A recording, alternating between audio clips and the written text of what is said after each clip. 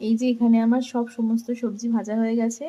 এখানে বিনস গাজর ভাজা, ফুলকপি ভাজা, আর এখানে হচ্ছে সোয়াবিন ভাজা, আর এখানে হচ্ছে বাঁধাকপিতে একটু সেদ্ধ হচ্ছে। সেদ্ধ হয়ে গেলে তারপরে আমরা এটা চাউমিনটা দিয়ে সব সবজিগুলোকে একসাথে দিয়ে রেডি করে নেব শীতকালের বাংলা চাউমিন। বাঁধাকপিগুলো অলমোস্ট সেদ্ধ হয়ে গেছে। এবার এখানে কিছু কাঁচা লঙ্কা কুচি ছড়িয়ে দেব। এরপর একটু নেড়ে ছেড়ে এর মধ্যে সেদ্ধ করে রাখা চাউমিনগুলো দিয়ে দেব।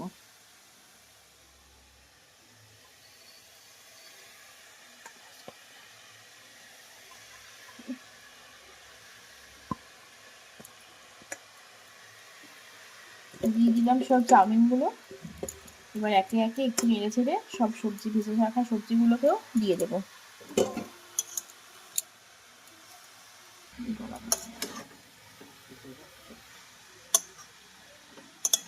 এবার নেড়ে ছেড়ে বাঁধাকপিগুলোকে একটু চাউমিনের সাথে মিশিয়ে দেব। এবার একে একে ভেজে রাখা সবজিগুলোকে দিয়ে দেবো।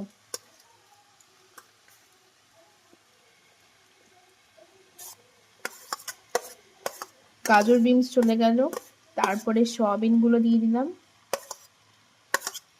আর সব শেষে দিয়ে দেবো ভেজে রাখা ফুলকপি।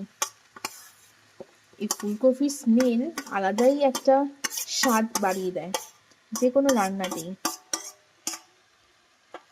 এবার এগুলোকে নেড়ে ছেড়ে সবগুলোকে মিলিয়ে মিশিয়ে একাকার করে দেব চাউমিনের সাথে।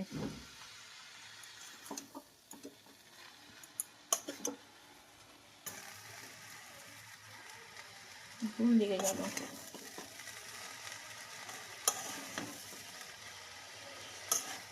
এবার বলবে খেতে খারাপ হয়েছে।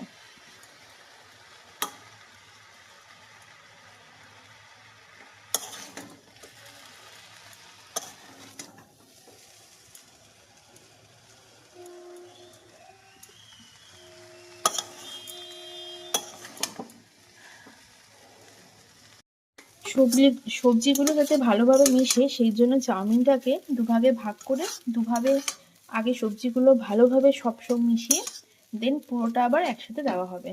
তাই এখানে 2 প্লেট দেখতে পাচ্ছেন। এখানে চাউমিন অলমোস্ট রেডি।